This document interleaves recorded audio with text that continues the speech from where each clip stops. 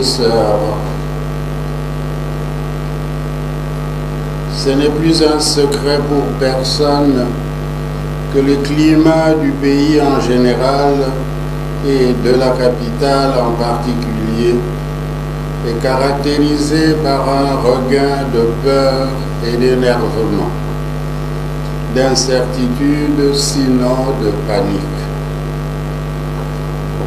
Nous sommes témoins d'incidents malheureux survenus le dimanche 31 décembre 2017 lors de la marche pacifique et non violente organisée par le comité laïque de coordination dans le but de réclamer l'application réelle de l'accord politique global et inclusif du Centre interdiocésain de Kinshasa, accord violé volontairement.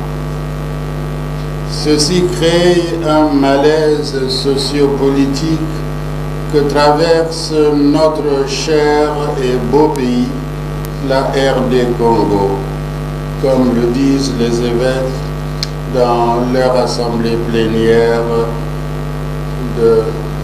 du 24 novembre.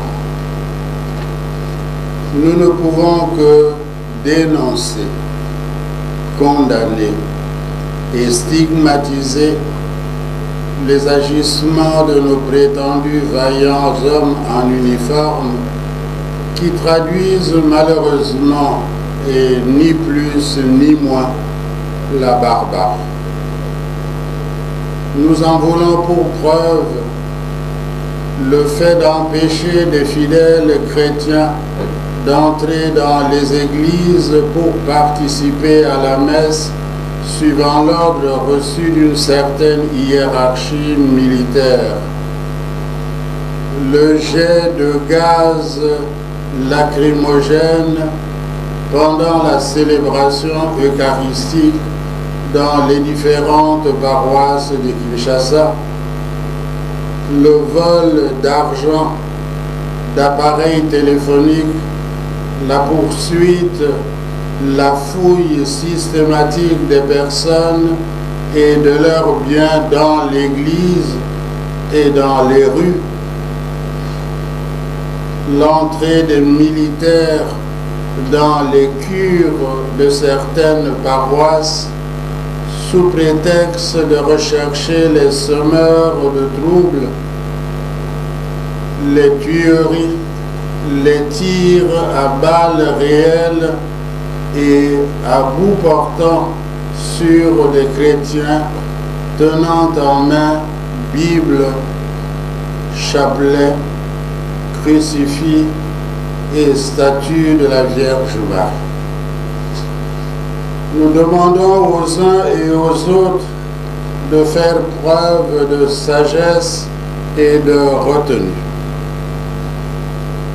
Que de mystification présentée comme information véridique et fiable. Il est temps que la vérité l'emporte sur le mensonge systémique,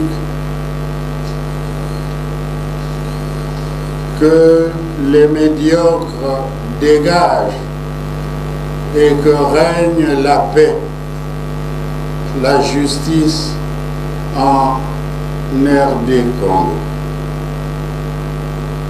Comment ferons-nous confiance à des dirigeants incapables de protéger la population, de garantir la paix, la justice, l'amour du peuple?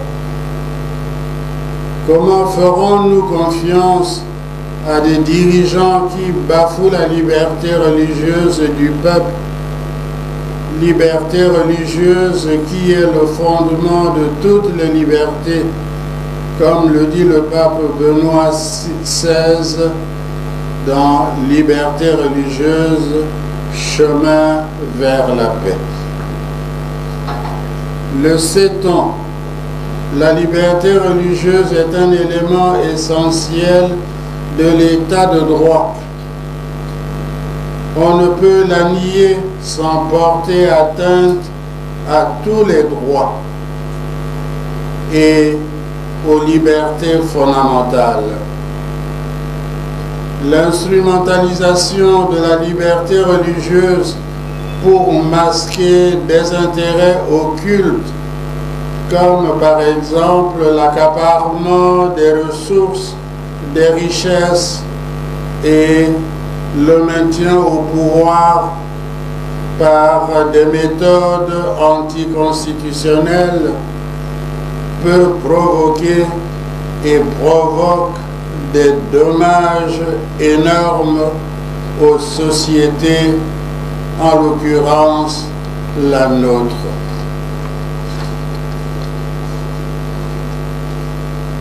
Nous voulons un Congo des valeurs et non d'antivaleurs.